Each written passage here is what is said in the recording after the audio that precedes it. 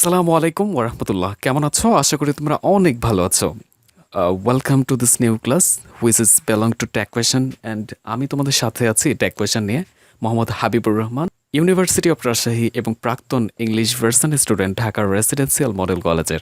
ওকে, আজকে তোমাদের যে এই ট্যাগ কোয়েশ্চেন সম্পর্কিত বিষয়ে আলোচনা হচ্ছে, এখানে সম্যক কিছু থাকবে, এ টু জেড যা কিছু আলোচিত হচ্ছে।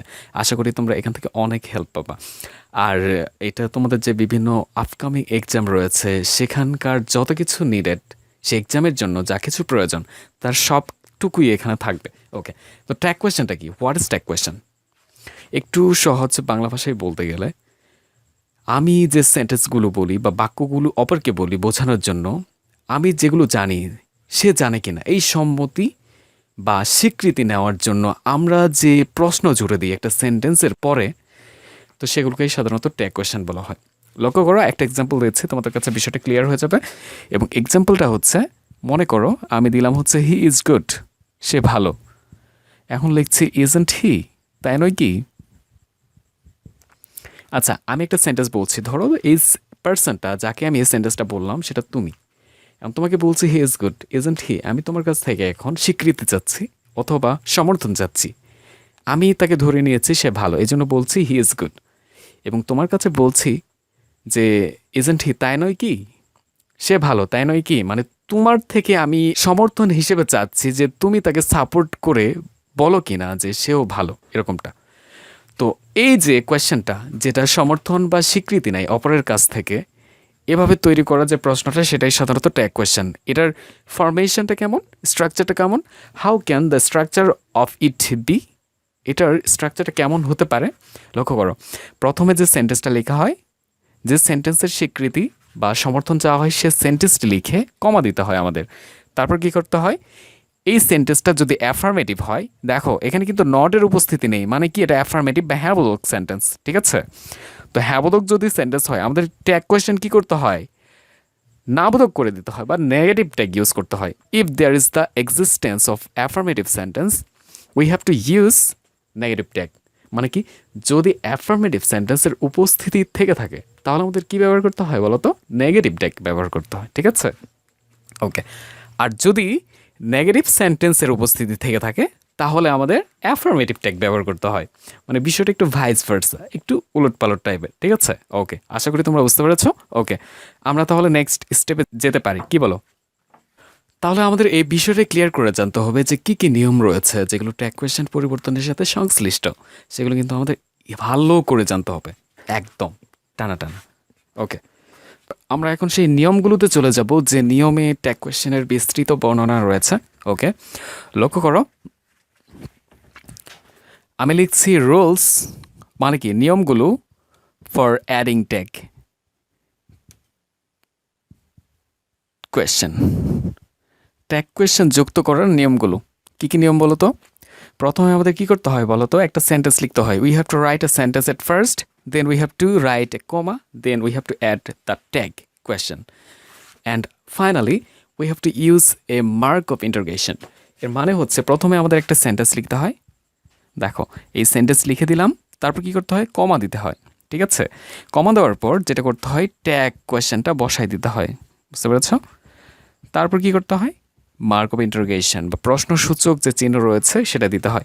এটা কিন্তু অনেক নাম রয়েছে। দেখো, এটা কি বলা হয়? মার্ক অফ ইন্টারোগেশন, এটাকে বলা হয় মার্ক অফ কোয়েশ্চেন, এটাকে বলা হয় নোট অফ ইন্টারোগেশন, এটাকে বলা হয় ইন্টারোগেশন নোট, ঠিক আছে? এভাবে এটার বিভিন্ন ধরনের নাম রয়েছে।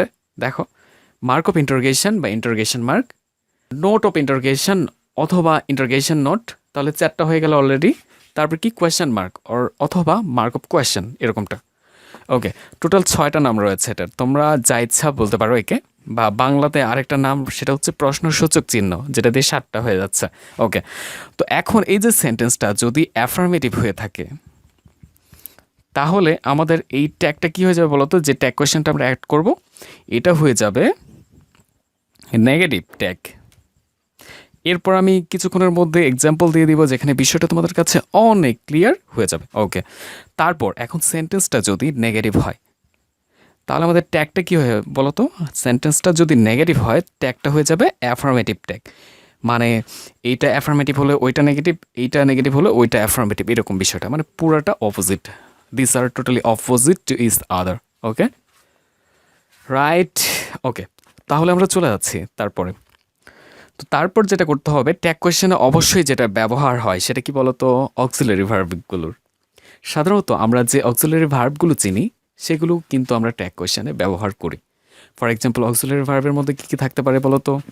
অক্সিলারি ভার্বের মধ্যে যারা যারা থাকতে পারে সেগুলো হচ্ছে বি ভার্ব থাকতে পারে, টু হ্যাভ ভার্ব থাকতে পারে। আমরা বি ভার্বগুলোকে একটু জেনে আসি। বি ভার্ব বা টু বি ভার্ব একই কথা। তো এগুলো কি হওয়া অর্থ প্রদান করবে এরকম ভার্ব। ফর এক্সাম্পল লক্ষ্য করো, অ্যাম দেওয়া আছে, তারপর হচ্ছে ইজ, তারপর হচ্ছে আর, এগুলো কিন্তু টু বি ভার্বের মধ্যে অন্তর্গত করে লেখা হয়। এগুলো সব কি ফর্ম বলো তো? V1 form. This are belong to V1 forms. V1 form means this are simple forms, or these are present forms, or these are basic forms বা বেস ফর্মস। ওকে, তো এগুলো কিন্তু ভিত্তি একটা ফর্ম, যে ফর্মগুলো না থাকলে অন্য ফর্মের উৎপত্তি হয় না, এই জন্য বলা হয় এদের বেস ফর্ম। ওকে, এদের V2 কি বলতো? অ্যামের V2 বা পাস্ট ফর্ম হচ্ছে ওয়াজ, আর ইজেরও হচ্ছে V2 ওয়াজ। ঠিক আছে, ওকে, আশা করি তোমরা বুঝতে পেরেছ। ওকে, তো তারপরে দেখো, লক্ষ্য কর আর, যেটার V2 কি বলতো? ওয়ার। Okay, right. তারপর V3, এই তিনটারই V3 হচ্ছে কি? Been. Been is the example of first participle form or V3 that has been generated from 3 V1 forms. মানে তিনটা V1 ফর্ম থেকে জেনারেট হয়েছে বা উৎপন্ন হয়েছে, সেটা কি? পাস্ট পার্টিসিপল ফর্ম হিসেবে বিন, এইটা। তো এগুলো হচ্ছে মেইন যে আমাদের বি ভার্বগুলো রয়েছিল সেগুলো। তো তারপর চলে আসি টু হ্যাভ ভার্বের মধ্যে হালকা একটু পরিচিতিতে। টু হ্যাভ ভার্বগুলোতে কী কী রয়েছে এক্সাম্পল হিসেবে বলতে পারবো কেউ? দেখো, V1গুলো যেটা, সেটা হচ্ছে যে হ্যাভ অথবা হ্যাজ, এবং এদের V2 বা পাস্ট ফর্ম হচ্ছে কি? হ্যাড, এবং এদের V3ও হচ্ছে হ্যাড। বুঝতে পেরেছ? HAD। এগুলো হচ্ছে অক্সিলারি ভার্বের সামথিং কিছু বলা হয়েছে তোমাদের। তারপর আমরা জানি হচ্ছে টু ডু ভার্ব রয়েছে, সেগুলো কি?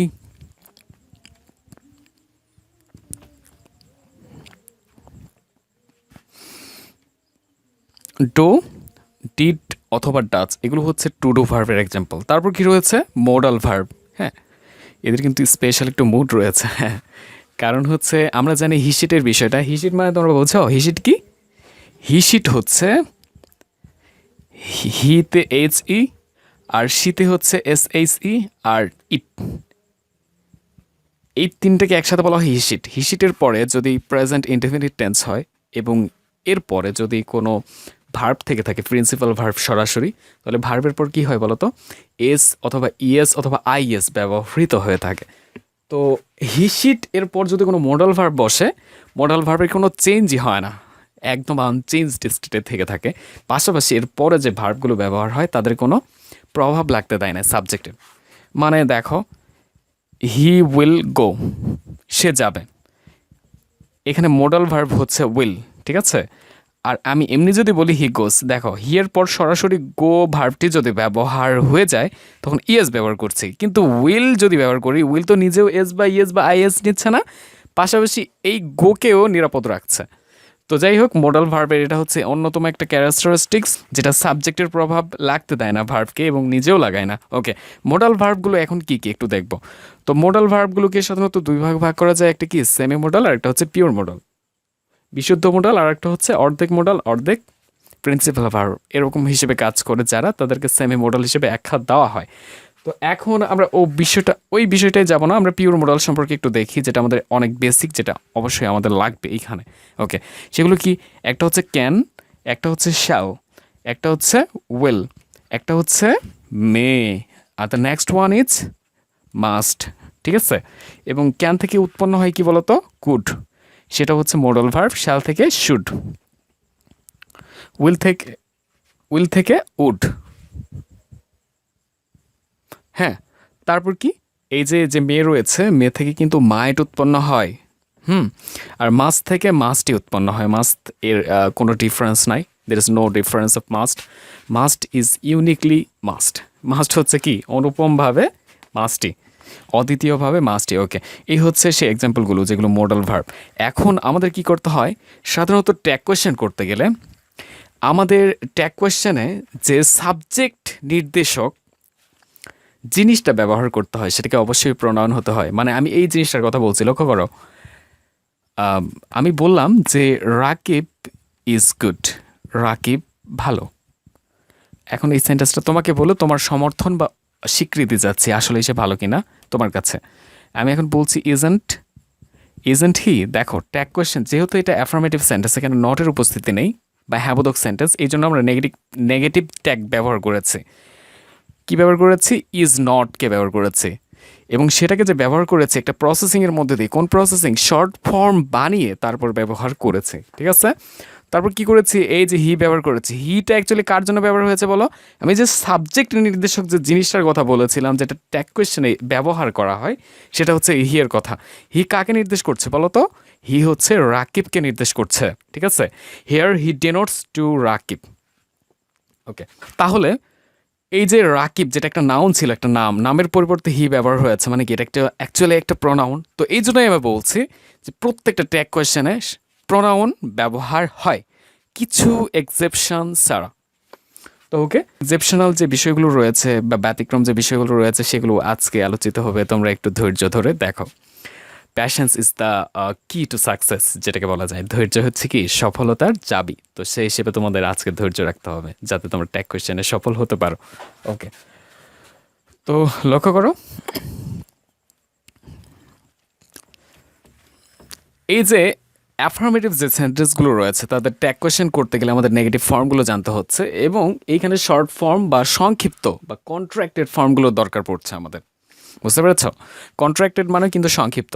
সেই সংক্ষিপ্ত ফর্মগুলো আমাদের ভালো করে জেনে নিতে হবে। ওকে, অ্যাম নট, এইটার কন্ট্রাক্টেড ফর্ম কি বলতো? আর্ট অথবা এইন্ট। অনেকে কিন্তু এই অ্যাম নটকে এভাবে লেখে অ্যামন্ট, যেটা কিন্তু একদম একটা ভুল কন্ট্রাক্টেড ফর্ম। কারণ অ্যাম নট হচ্ছে একটা এক্সেপশনাল ব্যতিক্রম শর্ট ফর্ম, যেটার শর্ট ফর্ম হিসেবে আর্ট অথবা এইন্ট লেখার প্রয়োজন আমাদের পড়বে। ঠিক আছে, কখনো অ্যামট না। মানে হচ্ছে তুমি লিখছো আই অ্যাম গুড, এখন কি অ্যামট আই এটা দিবা নাকি আর্ট আই এটা দিবা অথবা এইন্ট আই এটা দিবা বলো? এই যে আর্ট লেখা আছে, তারপরে যে কমাটা দেওয়া আছে, কমা সাধারণত নিচে থাকে, কিন্তু কোনো লেটারের উপরে যদি কমা দেখতে পাও সেটাকে বলা হয় অ্যাপোস্ট্রফি। ঠিক আছে, ওকে। তো এই অ্যাপোস্ট্রফি দিয়ে দিলাম, তারপর টি দিয়ে দিলাম, আই দিয়ে দিলাম। কোনটা সঠিক বলো তো? অবশ্যই এটা সঠিক, এটা ভুল। আবার এইন্টও চাইলে তুমি দিয়ে দিতে পারবা, এইনটাই, এটাও সঠিক। তাহলে এইটা ভুল, অ্যামট কখনো দেওয়া যাবে না। এরকম যে বিষয়গুলো রয়েছে যেখানে আমাদের সাবধানতা অবলম্বন করতে হবে, সেগুলো হচ্ছে এভাবে একটা বক্স আকারে তোমাদের কাছে উপস্থাপন করে দেওয়া হয়েছে। তোমরা একটু লক্ষ্য করো, ইজন্ট ইজ নটের জন্য ইজন্ট, আর নটের জন্য আর্নড, ওয়াজ নটের জন্য ওয়াজন্ট। তাহলে লক্ষ্য করো যে আর নটের যে বিষয়টা রয়েছে আর্নড, এটারও কিন্তু অ্যাম নটের বিষয়ের মতোই সেম। ঠিক আছে, ওকে। তো এইনটা কিন্তু শুধুমাত্র অ্যাম নটের জন্য ব্যবহার করা যায় সাধারণত, আর নটের জন্য কিন্তু আবার যায় না। ওকে, হ্যাভন্ট, হ্যাজন্ট, ঠিক সেরকম এক্সেপশনাল আরেকটা হচ্ছে অ্যাম নটের মতো শ্যাল নট। দেখুন এল রয়েছে, কিন্তু এখানে কোনো এর উপস্থিতি নেই। SHAN অ্যাপস্ট্রফি, তারপর টি, তারপর উইল নটের জন্য অন্ট লেখা হয়েছে, এটা ইম্পর্ট্যান্ট। ক্যান নটের জন্য ক্যান্ট লেখা হয়েছে, এটা আরেকটা ইম্পর্ট্যান্ট বিষয়। দেখো এন দুইটা রয়েছে, যার একটা এন এখানে আছে, আরেকটা লুপ্ত, ইলিপ্টিক্যাল, উজ্জ্ব। ওকে, তো এভাবে চলে এসেছে ডিডেন্ট পর্যন্ত। ওকে, বিষয়টা তোমরা যদি দেখে থাকো, ভালো করে বুঝে থাকো, তাহলে আমি নেক্সট পার্টে চলে যাচ্ছি তোমাদের জন্য।